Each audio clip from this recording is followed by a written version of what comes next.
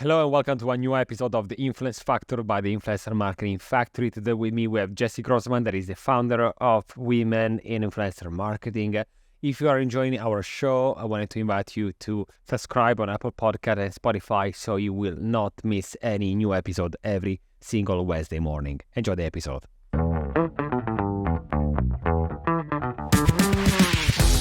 Hey Jessy, welcome to the show. How are you? I'm good. I'm excited to be here. Thanks for having me.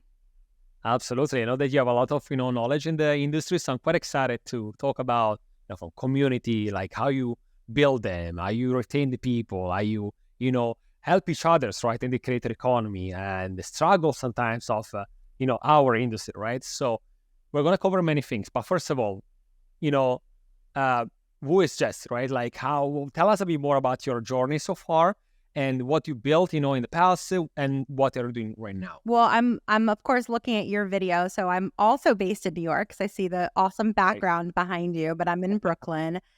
And yeah, everyone has such a different entryway point into influencer marketing, right? Mine happens to be talent management. I started representing just a different type of talent. I used to represent actors in commercials. Transitioned into launching an influencer division at that agency about, going on 10 plus years ago. And then only left to start my own management company, which was really fun. And it only ended because we sold it. And all the while, I was always just looking for people to, I'm a big networker. I love connecting with people. I love learning and growing. I feel like a life well lived is a life where you're always learning. You're always expanding your depth of knowledge. So when I was managing talent, I also started like a side project. It was like a passion project, really. And it was called WIIM, Women in Influencer Marketing, or WIIM for short. And, it was like transparently, it was because I was trying to get my clients deals at the time. And I had more questions than answers about this like super new industry that I was getting myself into. And so, we've gone through so many different iterations since back in the day. That was in 2017 that we launched it. But today in 2023, when we're recording this, we're like a full-fledged membership organization with resources, a mentorship program, in-person events, virtual events, like the whole nine. WIIM is now I'd say it takes about 75% of my time because I also do have a consultancy as well.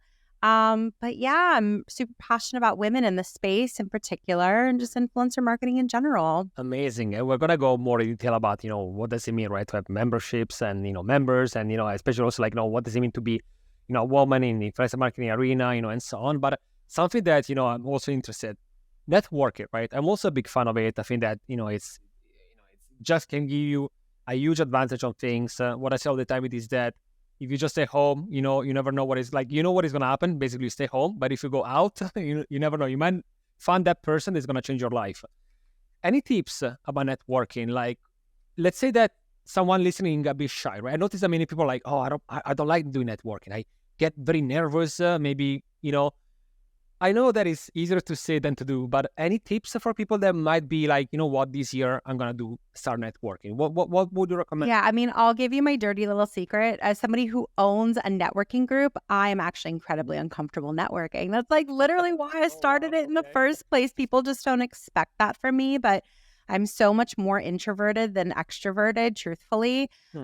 We try to do things at our events to just make it so much more comfortable because I think that is the norm. More people than not are less comfortable networking. Fewer people are like, I love networking. So, we do things at our events that I think can translate into whatever environment you're in. We always try to make we put activities out there, so we give people like topics to discuss. So it's not small talk about the weather. We try to encourage our members in this, like in our in-person events. We just had one here in New York, like last week, actually. So I'm thinking about what we did there, but we try to encourage people to open up and just be vulnerable, to talk about things other than work, to talk about like, what are your passions? We're all very well-rounded human beings. So, like I talk about how I fostered dogs for years, and my dog is my foster fail, who I fostered. It was 8 other dogs prior to her, and then I couldn't let her go. So she's our foster fail. And, I love talking about my passion for animals and passion for business. And I just think the more personal you can be and just connect with someone on a real human basis, it makes it more memorable. They're not just going to be like, oh, yeah, that other person I met who works in the influencer economy, like the creator economy. It's now, oh, no, it's that person who fosters dogs. It's that person who has that unique interest. That's more memorable than anything else. And plus, you're talking about something you're genuinely passionate about. So you'll get out of your head and hopefully just find a real connection with another person in the room. And that's just so much more pleasurable for everybody. 100%. And, it doesn't mean that maybe after you done it one time, it means that it's going to be super easy. No, it doesn't work like that. But at least it helps a bit, right? Be like, okay, I was able to do it for one time, now I can at least, and I do agree also when you say go personal, small talks no one remembers, no one likes them, right? So that's a good, also I think, good way to look into one of the first things I wanted to ask you, right? That is community. We already in the past, other episodes talk about the big difference between and the shift nowadays from going from a passive audience to an active community, right? That means, people that actually are interested not only in listening in, but actually in contributing, helping each other, and so on.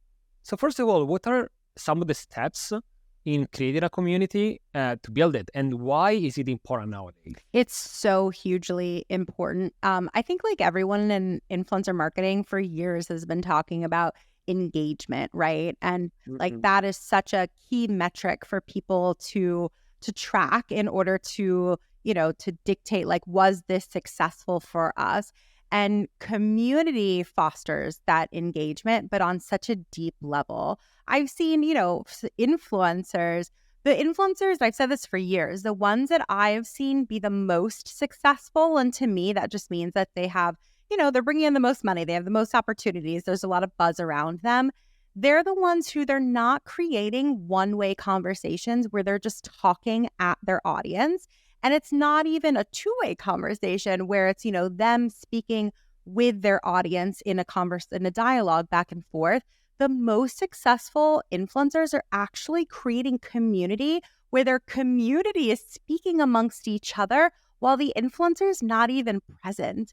I've seen that, in like Facebook groups. I've seen that, at like in-person sort of meet and greets where, people are just like, oh my God, you listened to that, that YouTube video as well, or that podcast too. Like, what do you think about it? Like, how does it resonate with your life? And that is when I've really seen a lot of traction take off. And I feel like influencers I've observed do that. And also some brands have done a really great job of doing that as well. Like from our perspective, we're sort of this in-between thing. Like I think that a lot of people are intrigued by like my sort of entrepreneurial journey and my background personally, but also I am also separate from WIIM. And I think that the beauty of WIIM is that it's so far beyond me, that it's just women connecting, and we have sub-communities, because we have, managers who have their own dialogues and their own, conversations. We have people who work for brands. We have people who work for, brand-facing agencies. So I just, how do you do it?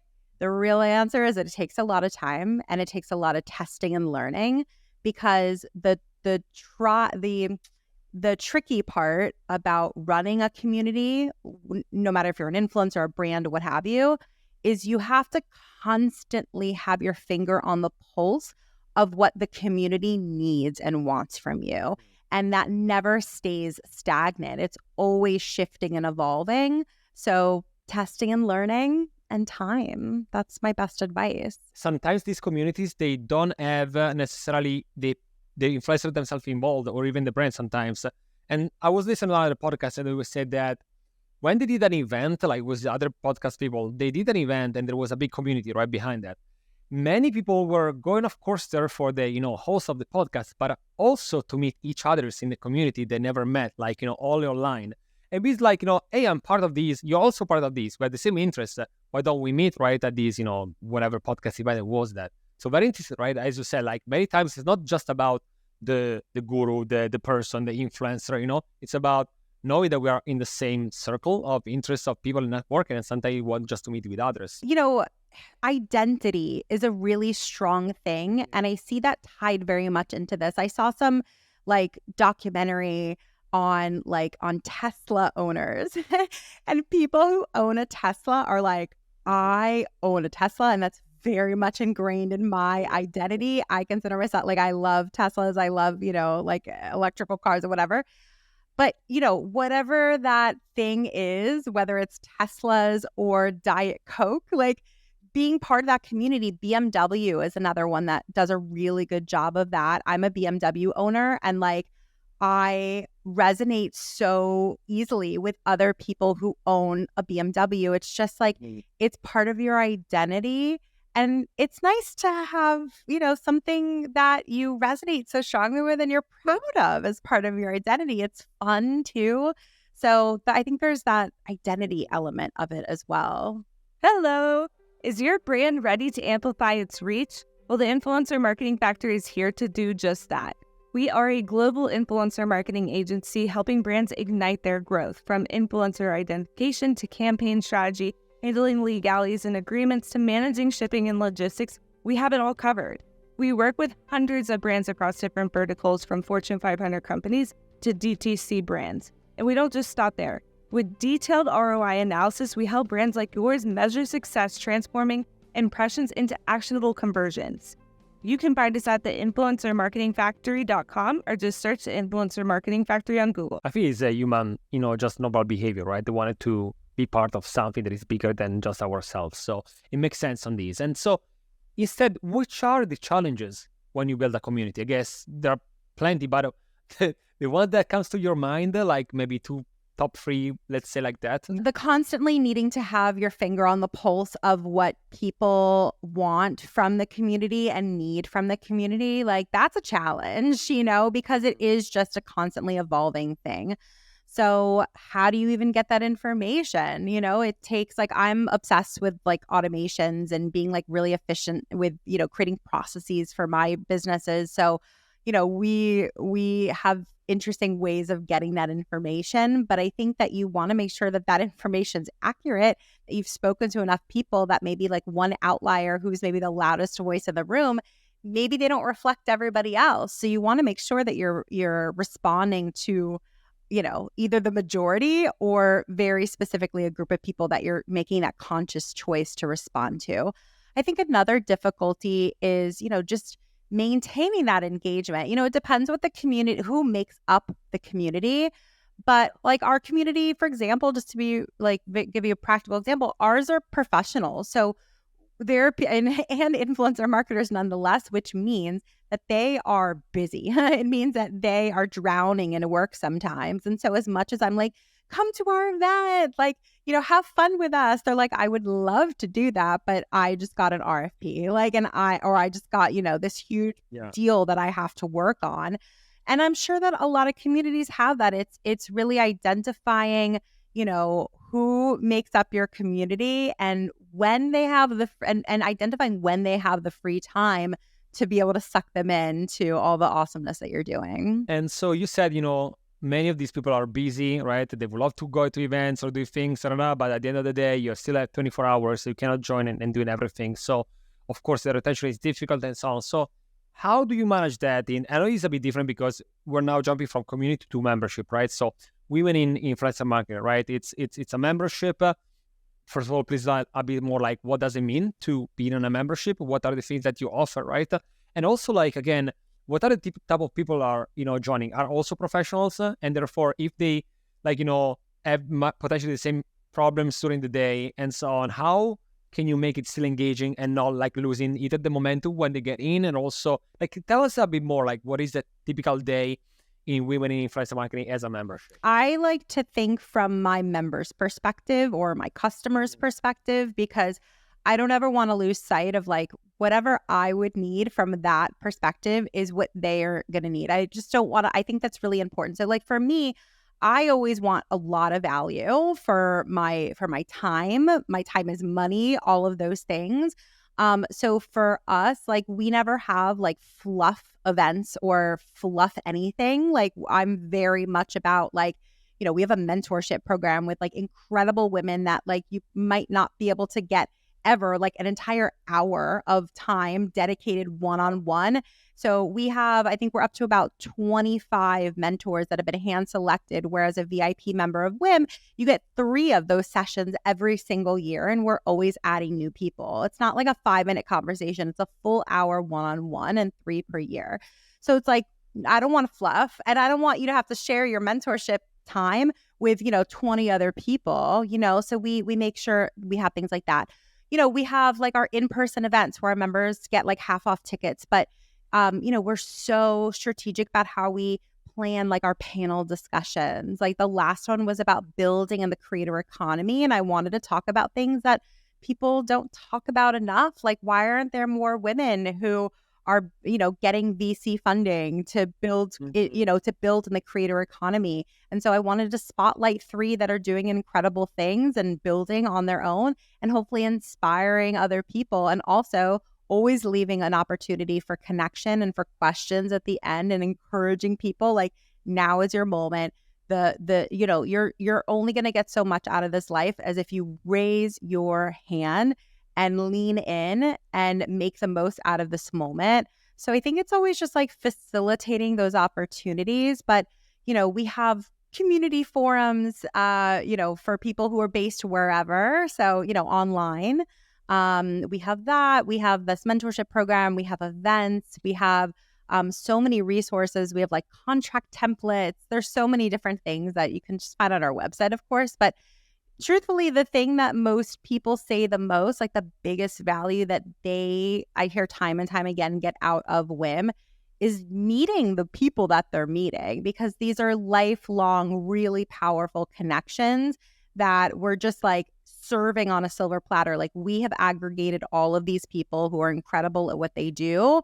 And it's up to you to make those connections and meet them, but they're there for the taking, In the influencer marketing arena, right, compared to 10 years ago, that it was still this blurry thing, right? Nowadays, instead you have like very defined job descriptions, right? You really know, like you have different titles and roles and different, like you have video editors and video, like audio engineer. Like you have so many different pieces of the puzzle when it comes to that. So I'm pretty sure that people in your membership are looking for jobs. Others are like there to hire people. Others just to network. Is there anything else that you're noticing like lately in terms of either trends or anything happening in the influencer marketing industry, and even under that when it comes like as another topic, specifically women in influencer marketing? Is there any difference compared to a few years ago? Where are we going now? Yeah. So it's interesting that you bring up about jobs and hiring, because we're actually in the middle of putting finishing touches on this virtual event, which we host twice a year. It's a virtual job fair. And so, it's for both sides of the equation. For people who are looking to hire, we bring like, hundreds of people to the table that are really great candidates. But then, unfortunately, one of the changes that I've observed in the past year is that people who held out for years during COVID and didn't have to do layoffs, like they're finally having to do layoffs. There's just been a ton of people that, for really no fault of their own, have lost their job. I had someone literally text me about an hour ago who's been at this company for a long time. And I just wrote her back and I was like, are you as surprised about this as I am? She's just been there forever. So, we're trying to do what we can to combat that as much as possible. Basically, just like connect people, whether they're hiring at this moment or, they're planning to hire in the next few months. But, that's sort of like on the professional side of things. I would say like on the creative side of things, I've seen a lot of people experiment, but not enough people experiment. So, Threads launched. Are any brands on there? Yeah, absolutely. Are people like hiring influencers on there? No, it's super new. And I think it's smart to take time to sort of like see what it is and if it's worth it. But if you're already hiring an influencer, for example, to do an Instagram post, like, add on a thread post as well and just experiment and see. Don't make it the entire campaign, but like, add on some things. No one is experimenting with LinkedIn, which I think is such a big miss on a lot of fronts. There's just a lot more experimentation that I think can be done. I think people have gotten very stuck in their ways. Like every partnership is an Instagram post and an Instagram story, or so, like people don't even activate on YouTube anymore, which blows my mind. So I just think people need to like get outside of the norm and get out on other platforms more, and just it's okay to fail a little bit. Like it's okay to not have everything go swimmingly well, because every time that you do, it's a learning and it's something that you'll be able to improve on next time. But you also won't be able to find out if it's going to be a home run unless you try, It makes sense, especially these days, like, many agencies or marketers, they just stay on their, like, they do their little things with their social media. They already know, they never innovate. And then in this industry, if you don't innovate, right, you basically die, right? So I do agree that you have to always look at what is next, be in the loop of trends, and also experiment it, right? Again, the good thing is that it really doesn't cost too much to experiment on social media compared to, let's say, TV, right? If you were telling me like, yeah, let's experiment at 30-second TV for the Super Bowl, then, well, maybe there is a few millions, they might waste. But on social media, come on, like you really can do things either for free or for a fraction of the cost, right, of other places. So I do agree on that. Like, are you seeing any...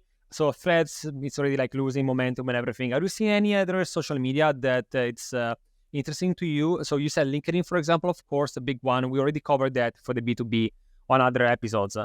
Is there anything else, I mean, apart from LinkedIn, but is there anything else you have your eyes on? For me, it's LinkedIn and YouTube, and I talk about them all the time. Like YouTube is literally one of the first platforms that people are on, but I think that a lot of people are intimidated by YouTube for a number of different reasons.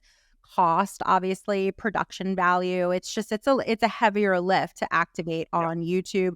A lot of the people who are successful on YouTube have been, they're priced higher. And I feel like it's sort of like they either price themselves out or people are just intimidated by the platform for a lot of reasons. But one thing that I just love about YouTube, and I try to just remind people, certainly not teaching people, but just reminding people of like the evergreen nature of YouTube. That like Instagram, you put a post up and like it is, it has a very short shelf life. But one thing about YouTube is it continues to like reinvigorate itself, and people will constantly find that video way after it first launched. And so yes, it's going to be more expensive, and yes, there's more, a lot more that goes into creating long form video content, but you're also getting so much more for your money. And there's different ways of integrating into YouTube, like sure, you could do like a whole dedicated video, but that's so rare, and different creators. I'm a big YouTube consumer personally, so I enjoy seeing how people integrate brands into their content. And there's just so many different ways to do it. So I just wouldn't discount YouTube. And if anything, I would actually recommend that people just like, dive into it and activate with some YouTube creators. They're also on Instagram, of course. They're on all the things. So there's just smarter, more efficient ways to work with creators. And I just want to remind people of that, What I also remind all the time people is that it helps for SEO. If people are looking for your brand, they can find the video. And after 5 years, if you do have an affiliate, let's say code or promo code or whatever in your description, still, even if it's going to be not at the peak, but maybe every day you still can sell in a passive way, let's say, even if I don't like that term, you know what I mean? It's going to be there. While, as you correctly said, a TikTok video maybe can have a little bit of peak and maybe sometimes getting like back to it maybe after a month. But Instagram, like stories after 24 hours are gone. And the feed nowadays with the different algorithms, basically after one day, very difficult to go back. And the search and discovery for Instagram and TikTok, like TikTok is definitely better compared to the Instagram one, but YouTube is still the best one. I mean, at the end of the day, it's after Google, there is YouTube in terms of search engine, right? So, and now, of course, TikTok it's also a big one, right? Many people are still tapping like what to do in New York for a weekend, and they find information there. So I like that. Let's jump for a second from, like influencers to on the other side, right? Because if on one side there are the influencers and the talents, on the other side there is talent management, right? There are so many like smaller, medium to big talent agencies nowadays. I'm pretty sure that there might be someone listening today that is a talent manager or an agent or an owner of a company. First of all, what are some of the challenges and struggles when you own your own talent agencies these days? This is like the community that I'm still the most like in touch with. I do coaching of managers, and I've had management companies bring me on. So I'm very privy to this information. I mean, some of the biggest struggles are, simply managing the talent. Sometimes it feels like you're wrangling cats and your reputation is on the line. And yet managers in many instances are expected to basically lay on the coals, fall in the fire. I forget the phrase, but you know what I mean. And basically take the fall when the creator's content isn't on time, or they deliver something that just did not follow the brief. And that's hard. And it's almost expected that they'll do that in lots of instances. So the unfairness and just generally just navigating relationships can get really challenging. Every creator that you represent on a roster is different. It's not like all these creators are the same. Even if they're in the same category, they're all their own unique businesses. And it can be a real challenge to pivot so often from one to the other and feel like, it's like you have 10 children. And it's like, how do I give them all what they need? Yet the expectation of what a manager is like they are the jack of all trades, supposedly. That's the expectation, at least. Like they procure deals, they negotiate deals, they redline deals, they collect on deals, they manage the campaign, deliverables back and forth.